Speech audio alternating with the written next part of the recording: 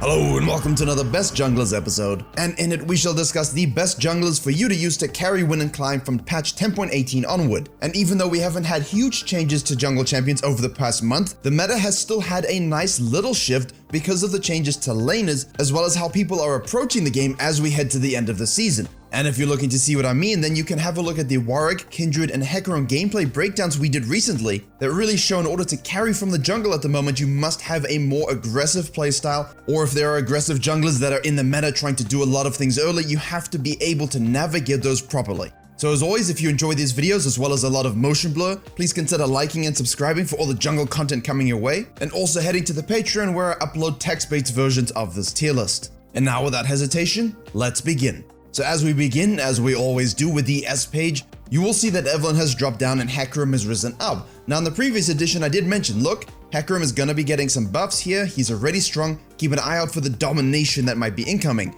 Turns out that was a lot of domination. They nerfed his E back down a little bit in that small patch in 10.17, although it hasn't really curbed much of his power. His playstyle's really centered heavily on being everywhere, being able to snowball, and essentially you can build so many different ways. He's as free as an untamed stallion on the Mongolian steppe. Yes, he can be exploited a little bit in the early game, but it's unlikely that's going to happen. And of course, once you get 1, 2, 3 kills early because people overstay, you have 6 lems that's 2 spare just in case. It can be quite easy to pick up free gold. Now on the other hand, we do have Evelyn, and yes, she is a succubus, but don't hold that against her. She received those ginormous buffs in 10.16, I slapped her on the thumbnail and said, go play this, it's OP.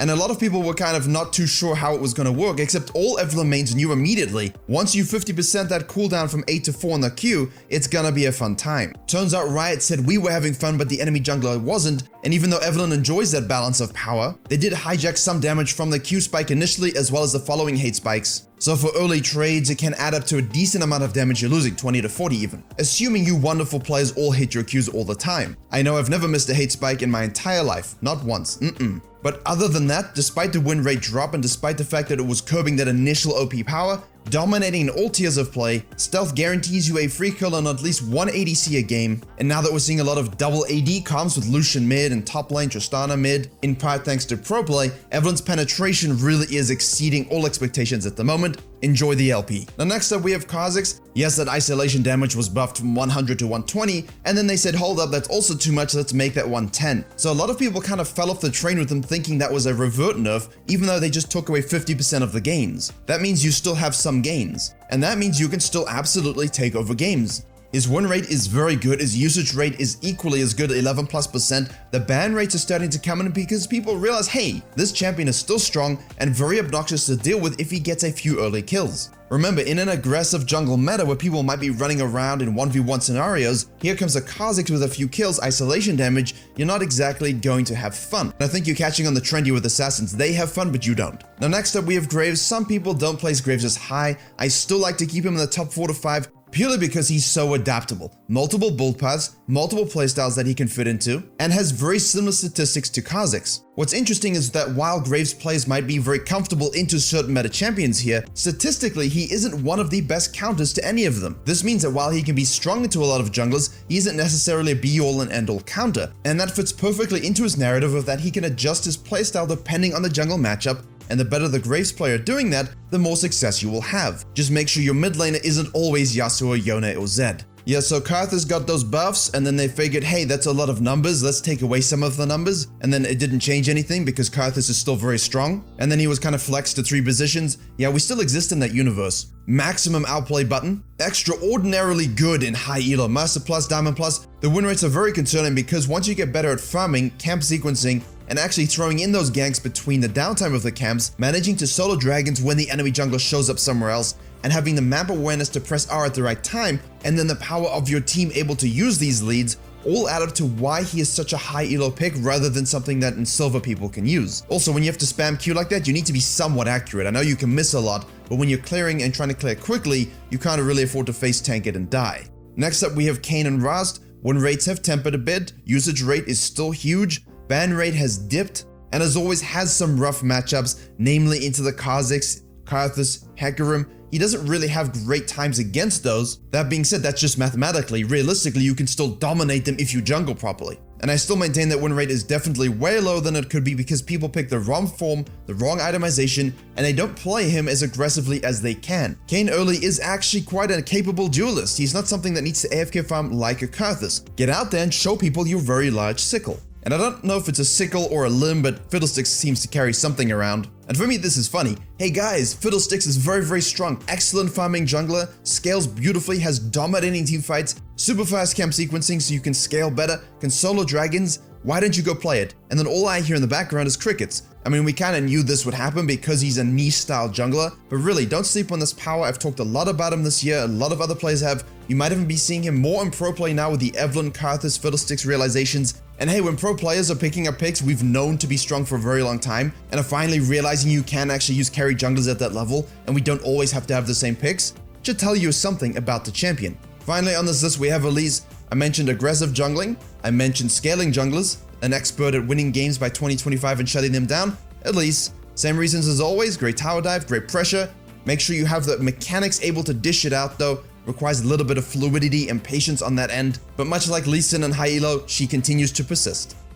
Right, next up we have the A tier page. We had a lot to say on the S tier page because of the shift in nature of balance of power, but the subject of my most recent gameplay analysis, Warwick, actually has turbo steamrolled up all of the tier lists. Why? Well, all of a sudden when laners change and jungle changes happen and other junglers ascend the meta, those champions that counter them and do well against them tend to have better win rates and a better position on the map. As such, Warwick is good into Hecarim, Evelyn, Kha'zix, Graves, and Elise. And seriously, pro players, you guys can use Warwick in pro play. There's no downside to this when they pick Evelyn. W for scouting, Q can follow through dash abilities like an ultimate, E can absorb damage and fear, and then you have chain CC with your ultimate suppression. Sounds like a good package to me, and it's also good in solo queue.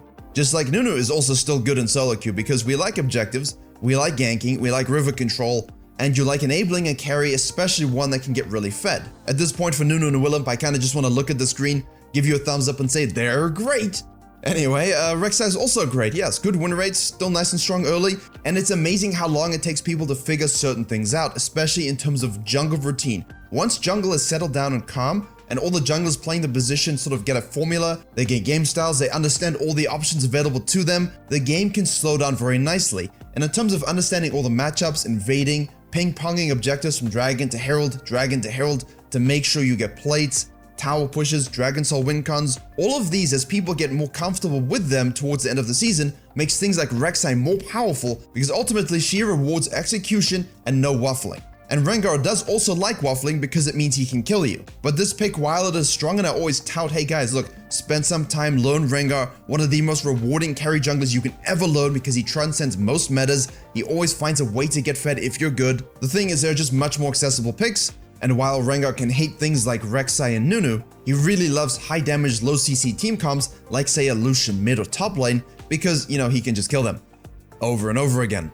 And hello Vi, enjoying a nice resurgence this year, getting a cinematic, getting a new psyop skin, getting some changes and buffs, her win rate ascends, and now you've got a heavy snowball, tank / hybrid champion that can really lock down any champion on the enemy team that you want with that ultimate, has a nice Q flash mechanic to outplay people somewhat, and a W that you never have to press. So I heard you want gold, use Vi. So I heard now you want diamond, you can also use Vi. Really a great champion to use all the way to diamond. Next up we have Shaco and Echo, and we talked about them a lot this year. Everyone knows my opinions on Shaco, I do not need to repeat them every single video, but nonetheless, only enter this realm if you are going to be a dedicated disciple of the degenerate champion. You have to think differently, play differently, learn some different mechanics, and fully enter into the mind games. With Echo, it's not really the same thing, you just have a really safe ultimate, and he really scales in one of the most unnatural ways possible. The issue is with a bit more aggression being used early on to snowball and get Dragon Pry and so on, as well as to support more aggressive laners that need to get those leads. He does have a bit of a weaker early game and less of a reliable CC spell, but if you can hit that, if you have chain CC with someone, and if you are able to pick up a few kills here and there and scale, basically you're looking at one of the best 1v9 junglers in the game still. And finally, yes, look, it is Ramus, and I've been alerted to other people saying it like that. I don't know, I've been saying it for years, just randomly in one of my videos. You can go back to all the best junglers and find out when exactly. But hey, I'll take it as a compliment. But much like Warwick, a beneficiary of the jungle and general meta. When you've got ADCs in multiple lanes, Ramus says, okay. And when you have junglers like Evelyn and Graves, Ramus says, okay. And he takes care of business. That taunt is wholly underrated and should definitely be used more. And by used more, I mean people always just think, hey, I'm a full AD armor Rammus, instead of saying, hey, I'm a champion that can do other things and I have a taunt that can really be used to peel obnoxious champions like Evelyn's. That and you really become supremely tanky and everyone kills themselves when they attack you, which if you are looking for an easy way to play the game, this seems like it. And now where we have a lot of those champions I just mentioned being great in low elo, here are some more specific ones that really do dominate this particular area of the bracket. It hasn't changed from the last patch because even though the Volibear is significantly weaker than he used to be in Gold plus Diamond plus, which makes me very, very sad because there are so many other junglers that just dominate and just sit at good win rates, and then Volibear's like, hey, no. Because pro players can't think of anything else to play, no, we nerf. And that just makes me a little bit sad. However, if you're silver and 1 gold, still good to go. Same thing for Shyvana, despite those changes to her E in the most recent patch, they made it more consistent and it basically stays the same throughout the game. And Mumu's always a good one. Don't forget Vi absolutely dominates in this elo as well. And ironically, where you can see low MMR has a more consistent nature of picks that you can use to get gold, that doesn't change because of accessibility points. Higher MMR, as you can see, is really something quite diverse. Things like Nidalee are too mechanically intense for lower elo. Lee Sin was nerfed and basically the same thing. Kha'zix still does a good job. Kha'zix, Hecarim, Rexxa, Elise, Graves, you're seeing all these on streams and high elo players. Not to mention you've got the Kindred, the Lilia coming through, Echo is still used, Evelyn now, Rengar amongst those mains and ADCs who ban it, and don't forget the Olaf.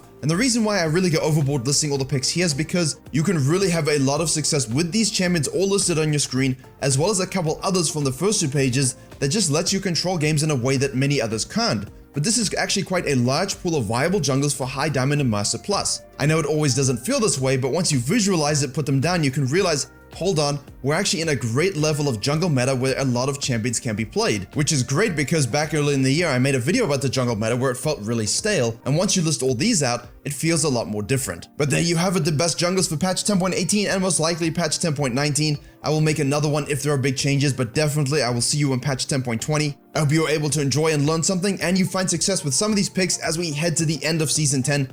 Don't forget to like, share, and comment if you did, as well as subscribe for more content coming very soon. And as always, I will see you all in the next tutorial.